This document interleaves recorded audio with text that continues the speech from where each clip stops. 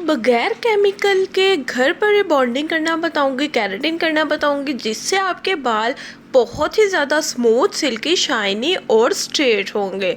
तो final results भी दिखाऊंगी आपको, लाइव रिजल्ट्स दिखाऊंगी, इसलिए आप वीडियो को देखिएगा।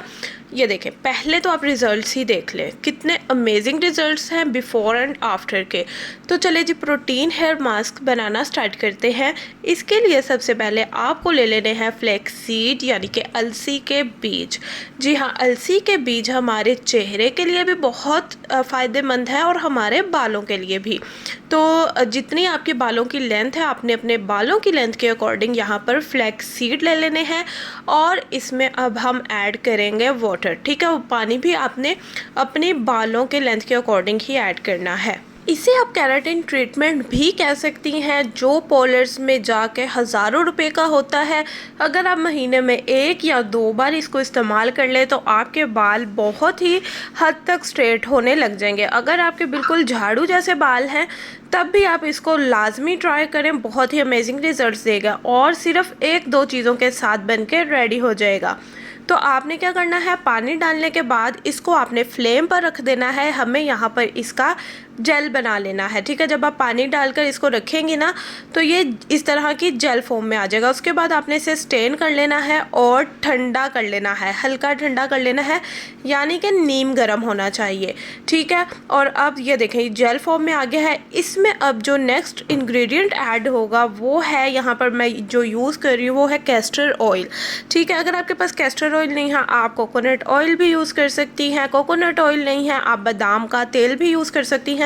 अगर आपके पास बादाम का तेल भी नहीं है तो आप सिंपल सरसों का तेल भी इसमें ऐड कर सकती हैं। 2 बड़े चम्मच इसमें आपने ऑयल के ऐड कर लेने हैं, जो भी आपको सूट करता है। ठीक है, मेरे पास छोटे चम्मच हैं तो इसलिए यहाँ पर मैंने डबल क्वांटिटी कर दी है। आपने 2 बड़े चम्मच इसमें ऐड करके इसे अच्छे से मिक्स करना है।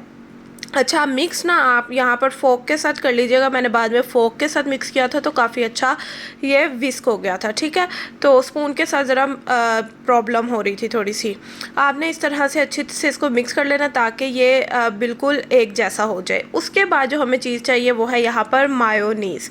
मायोनीज़ हमारे बालों को बहुत ही अच्छे से स्ट्रेट करेगी, इसके साथ साथ बालों को सिल्की करेगी, स्मूथ करेगी और आपकी फ्रिजीनेस को बहुत अच्छे से ख़त्म करेगी। ठीक है, तो यहाँ पर आपने मायोनीज़ ऐड कर लेनी है और फिर से इसको अच्छे तरीके से आपने विस्क कर लेना है। यहाँ पर आपको थोड़ी सी प्रॉब्लम पेश आ सकती है इसको विस्क करते हुए, तो इसीलिए बार बार कह रही हूँ कि फोक के साथ करेंगे तो जल्दी हो जाएगा। ठीक है, लेकिन करना आपको बिल्कुल अच्छे से है ताकि ये बिल्कुल भी अलग-अलग से कोई चीज़ ना रहे, सब एक दूसरे के साथ अच्छे से मिक्स हो जाए।